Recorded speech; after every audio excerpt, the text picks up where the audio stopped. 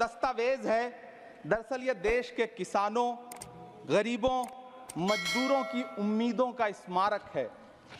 ऐसा लग रहा है जैसे वित्त मंत्री महोदया ने बजट नहीं तैयार किया है, बल्कि प्रधानमंत्री जी की मन की बात का संकलन तैयार किया है। टूटा हुआ लश्कर का भरम देख रहे हैं, टूटा हुआ लश्कर का भरम देख रहे हैं और जिल्ले इलाही के करम देख रहे हैं। ताकत का नशा अक्ल पे हावी है तुम्हारी, तुम देख न पाओगे जो हम देख रहे हैं। वित्त मंत्री महोदया ने इस बजट में महंगाई पर सिर्फ 10 शब्द बोला है। जिस देश में टमाटर 100 रुपए किलो बिक रहा हो, सभापति महोदय मेरा टाइम पॉज करें और बार बार इंटरप्ट करने को या तो मना करें। हाँ बोले, कृपया बोले। सभापति महोदय, वित्त मंत्री महोदया ने इस बजट में महंगाई पर सिर्फ 10 शब्द बोले हैं। जिस देश में टमाटर 100 रुपए किलो बिक रहा हो, उस देश की वित्त मंत्री के पास बजट में महंगाई पर बोलने के लिए सिर्फ 10 शब्द है। डीजल, पेट्रोल, आटा, चावल, दाल, सब्जी की महंगाई का तो कोई जिक्र ही नहीं। सावन चल रहा है तो प्याज और लहसुन का दाम पूछना तो शायद पाप होगा। मैंने तो यह भी सुना है कि वित्त मंत्री जी जो चीज खुद नहीं खाती हैं उसके दाम से उनका कोई लेना देना नहीं होता। लेकिन इस बार बजट पेश करने के लिए पार्लियामेंट आने से पहले वित्त मंत्री जी ने दही और चीनी खाई थी। अब तो उनसे यह पूछा जा ही सकता है कि उन्हें दही, दूध और चीनी का रेट तो इन दिनों पता ही होगा। क्या उसे सस्ता करवाएंगी या नहीं सस्ता करवाएंगी? अगर पता है तो कृपया सस्ता करवाइए, क्योंकि इसी चीनी ने अमेठी में एक मंत्री महोदया का राजनीतिक कैरियर कड़वा कर दिया। सभापति महोदय, अपने शीश महलों में बैठे हुए सरकार के सांसद और मंत्री कह रहे हैं कि महंगाई कम हो रही है। संसद की कैंटीन से बाहर निकल करके एक चाय का कप खरीदिए, तब समझ में आएगा कि महंगाई कम हो रही है या बढ़ रही है। किसी एक दिन अपनी किसी मजदूर की तरह अपनी दिन भर की दिहाड़ी लेकर के बाजार जाइए और अपने बच्चों के लिए राशन खरीदिए, तब पता चलेगा कि महंगाई कम हो रही है या नहीं हो रही है। यहां बैठ करके बड़ी बड़ी बातें करना आसान है।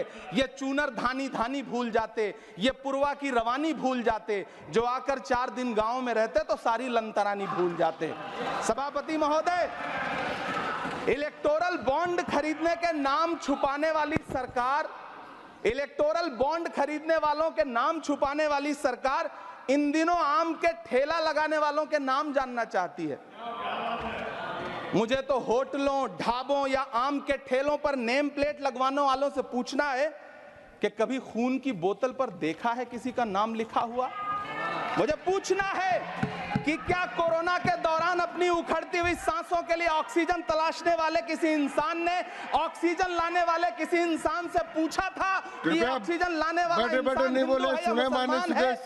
मुझे पूछना है कि लावारिश लाशों के लिए कोरोना में कांधा देने वाले, चिताओं के लिए लकड़ियां सजाने वाले किसी इंसान से पूछा गया था उसका नाम, उसका मजहब? लेकिन इन दिनों पूछा जा रहा है। सभापति महोदय, अफसोस देश के प्रधानमंत्री जी ने कभी न टूटने वाली चुप्पी ओढ़ ली है। सभापति महोदय, जनता ने 63 सीटें कम क्या कर दी, ये सरकार तो अमृतकाल का नाम लेना ही भूल गई। ये भूल गई है अमृतकाल को, ये भूल गई है मनरेगा को, ये भूल गई है मौलाना आजाद नेशनल फेलोशिप को, ये भूल गई है मणिपुर को, ये भूल गई है महाराष्ट्र को। मुझे गर्व है कि मैं राज्यसभा में महाराष्ट्र का प्रतिनिधित्व करता हूं।